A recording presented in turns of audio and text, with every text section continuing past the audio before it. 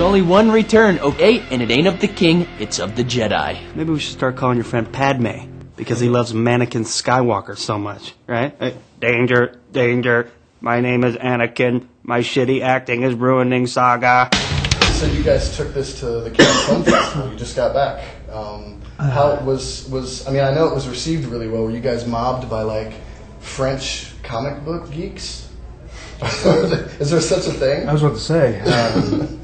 Like guys in Captain Kirk outfits and berets or anything, or?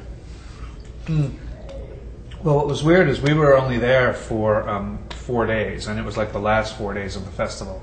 So the festival had been going on for, I think, like 8 days or 6 days at the time, and we had been seeing in the press and hearing in the press about the cold reaction of a lot of these major blockbuster films we were getting, like Da Vinci Code and Marie Antoinette.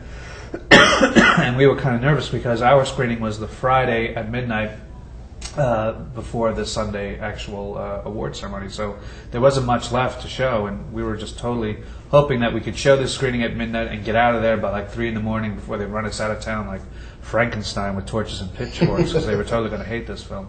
We went in, there was just kind of this little weird air about it. Kevin was kind of nervous, and never seen him nervous before, and we sat down and they started the screening, and it was English with French subtitles, which was kind of weird because there were some funny little things that they put in French that I thought was kind of funny.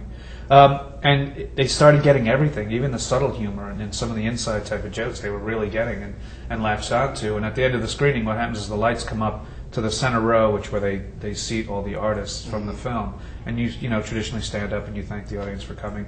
But then they stood up and started applauding. And we know that the credits are about 5 minutes exactly long. And they went the entire time just applauding. We were like, okay, it's time to go. And they wouldn't let us out, kind of, and it was kind of weird because I thought they were going to start moving in and clubbing us to death. I thought Jerry Lewis walked in. Yeah. Really, it was that type of response, and for 8 minutes it just kept going. It was truly surreal. It might have been for Jeff's monologue at the end of the movie. I'm thinking, because that was hot. I'm thinking you need to start polishing the Oscar right now, because well, I mean, honestly, the movie was really profane and really disgusting, and I laughed my ass off. And then at the end, it was like kind of sucking me in, and you guys were going for the little tug in the heartstrings, and I'm like, wow, I don't know about this, and it was awesome. It totally worked, and I thought that thing at the end was great. So he said, "Sucking me in." It's all about the sucking in. I mean, you guys, speaking of Oscar caliber material, there was ass to mouth in this movie.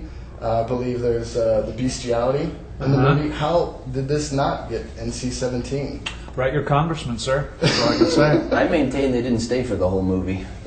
Nice. The board, I think, left. It was Yeah. Friday. They were drinking. I don't know. Yeah.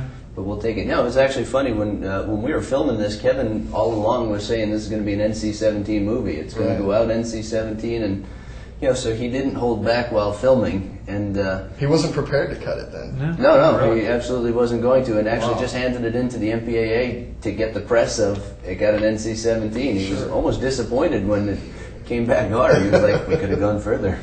Nice. So I thought the Clerks animated series was absolutely brilliant. That's like one of my favorite things. Are you guys? I've heard rumor that there may be something going on, either a DVD movie or a TV. I recently did a press little thing with Kevin, and he had mentioned that he's definitely going to do a Clerks feature, unrated, and probably go straight to DVD, most likely.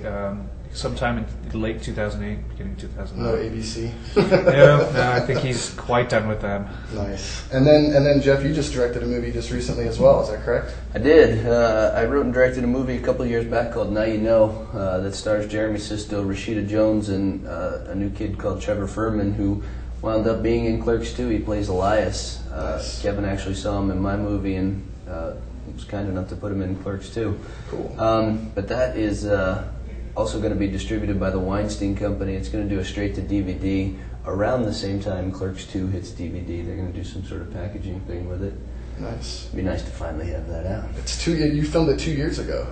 Or it's been done maybe 2 even years. longer than that. It was we did the festivals with it. It was originally bought by Miramax and sort of got hung up in the whole Miramax Weinstein thing, and it's nice to finally eventually have it come out so I can stop telling people, really, I did it. I made a movie, I'm telling you. Awesome. Well, I want to thank you guys for coming and doing the interview. I know you're on tour promoting the movie right now, and you probably have some, blowjobs underneath the stage, Def Leppard style or something going on later. I'm just assuming. I don't know. A whole bunch of dudes in the It's kind of, yeah. Why isn't he booking our tour? Yeah, really. Yeah. Emily, get on this, will you? Well, anyway, thank you guys so much for stopping by. The movie was awesome, and I can't wait for everybody else to see it. Thank you so much. Hey, man. Definitely.